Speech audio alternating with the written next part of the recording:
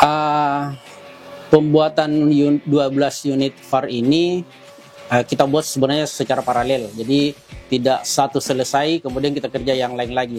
Jadi langsung paralel 12 unit yang kita mulai pada akhir Desember kemarin. Dan selesai sebagian itu sudah di awal Maret sudah selesai dan kita bisa tampil kemarin di Konvek. Ya.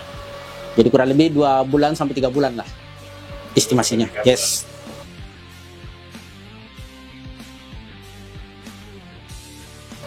Prosesnya itu kita awali dengan banyak koordinasi dengan pihak LIB. Dalam hal ini customer yang akan menggunakan VAR mobile ini dengan mengambil contoh beberapa unit-unit VAR yang ada di luar, sehingga kita bisa custom seperti apa kebutuhannya dan seperti apa yang bisa kita buat. Tentunya harus sesuai dengan aturan standar yang berlaku di Indonesia. Sehingga pilihannya dengan menggunakan Mitsubishi 84 ini.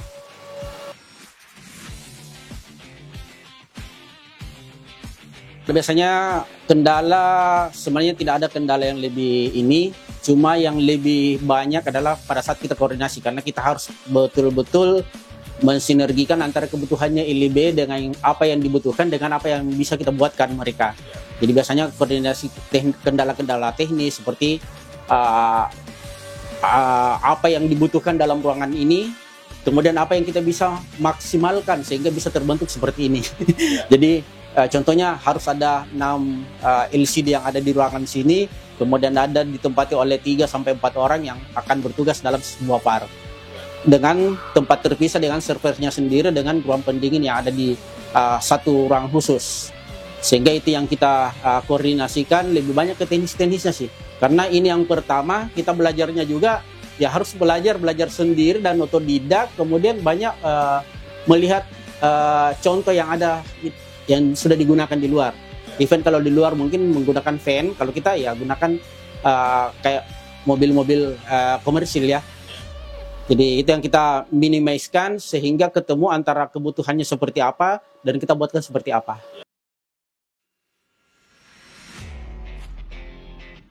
Ya, yang banyak kita perhatikan adalah kebutuhan apa saja yang dibutuhkan dalam sebuah VAR.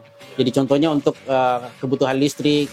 Awalnya kemarin kita negosiasi, mungkin awal-awalnya di VAR yang ada di luar negeri itu cuma kebutuhannya sampai 7.500. Tapi sepanjang perhitungan kami akhirnya harus butuh di atasnya karena butuh 3 misalnya exhaust ya. Jadi paling tidak hitung-hitungan kita di luar dari server, di luar dari kebutuhan supply ya paling tidak harus minimal 10.000. Ini kalau setara mungkin 2-3 rumah besar ya kebutuhan listriknya.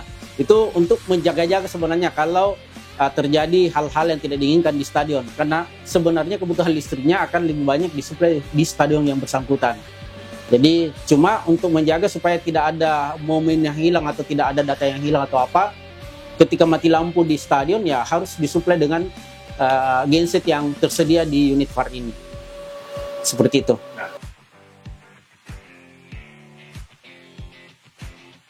Kalau kita banter kebutuhan-kebutuhan teknisnya ya seperti pintu apa yang dibutuhkan, kemudian fitur-fitur apa yang dibutuhkan, kemudian kelistrikan seperti apa yang dibutuhkan, bagaimana arus AC-nya, arus DC-nya, karena kan ada gunakan ada arus searah, ada arus bolak-balik. Ini harus terinstall dengan baik karena ya kalau salah-salah juga bisa ada kebakaran atau korslet ya dalam satu unit, sehingga mau tidak mau harus betul-betul dipatenkan dan dihitung dengan cermat perhitungannya. Kemudian lain kalau misalnya mebel kan mungkin tetapi sesuai dengan kebutuhan, karena ini juga awalnya kalau kita standar Indonesia mungkin ketinggian 60-70, tapi ini karena permintaannya sampai 80 sehingga ya harus disesuaikan dengan tingginya senyaman mungkin orang yang bertugas. Kalau mungkin di luar mungkin karena orang-orang barat, orang-orang luar lebih tinggi dari orang Indonesia ya rata-rata, sehingga itu juga yang harus menjadi pertimbangan kita.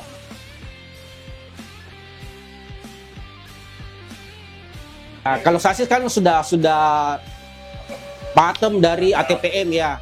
Jadi banter sisa betul-betul kebutuhan di sebuah VAR itu apa-apa yang dibutuhkan. Misalnya kebutuhannya tadi ada 6 kamera, kemudian ada server, Kemudian ada misalnya AC-nya.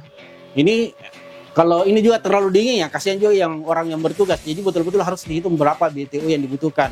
Nah, beda halnya dengan ruangan yang ada di belakang, itu harus dingin karena memang di server itu bukan sedikit bagaimana ya, karena kelistrikannya lebih ini harus butuh pendinginan. Dan itu biasanya menurut informasi dari teman-teman di LDB, itu mereka kan pertandingan banter cuma 2 kali 45 menit, sementara VAR itu biasanya sudah standby 1 jam bahkan 3 jam sebelum pertandingan.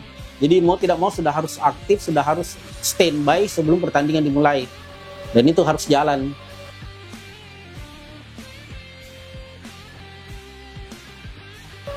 Kalau perawatan mungkin tingkat pemakaiannya dibanding mobil komersial lain lebih, kalau komersial kan paling tidak ya banyak kebutuhan karena memang lebih banyak operasionalnya. Kalau ini kan banter dari stadion ke stadion. Jadi misalnya satu unit yang ditempatkan di Kalimantan Timur mungkin cuma berpindah 2-3 stadion saja. Atau misalnya yang ada di Jakarta ya paling yang di Bekasi atau ke Bogor. Jadi tidak terlalu mesin untuk kendaraannya mungkin tidak terlalu seperti komersial lain. Paling sisa perawatannya adalah ya itu, kalau selesai penggunaan paling tidak diamankan di segala sesuatunya yang ada di VAR ini, karena ya namanya investasi besar juga. Kalau unit dan karoserinya mungkin tidak seberapa, tapi alat yang ada di belakang, karena ini alat servernya ini kan diimpor dari UK ya, dan ini yang lama kita tunggu karena unitnya dengan karoserinya cuma dikerja 2-3 bulan, tapi setelah ada servernya tiba di Indonesia baru kita bisa selesaikan pemasangannya, dan ini membutuhkan waktu juga pada saat penginstalan karena disinkronkan antara apa yang mau digunakan dengan apa yang sudah tersedia di unit ini yang kita sudah buat.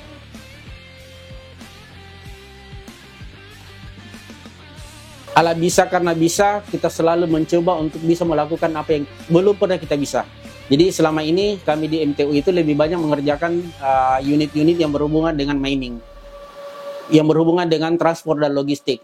Dan ketika ada tawaran, ada tantangan belajar sebuah model baru, misalnya seperti VAR ini, mau tidak mau kita harus coba. Dan kita belajarnya ini sampai keliling-keliling daerah juga untuk bisa, seperti apa yang dibutuhkan oleh teman-teman di LIB, seperti apa yang harus kita buatkan. Dan bukan cuma VAR, termasuk mungkin pembelajaran kita yang ada di beberapa produk-produk yang baru di MTU seperti manhole yang sudah biasa kita lakukan, kemudian loop track yang mungkin baru juga kita coba dan bisa kita lakukan. Dan alhamdulillah 12 unit VAR ini yang pertama di Indonesia, bahkan mungkin di Asia Tenggara mungkin kita yang pertama menyediakan membuat VAR mobile ini. Dan satu kesyukuran kita dipercaya untuk bisa menyiapkan pembuatan VAR ini di Indonesia.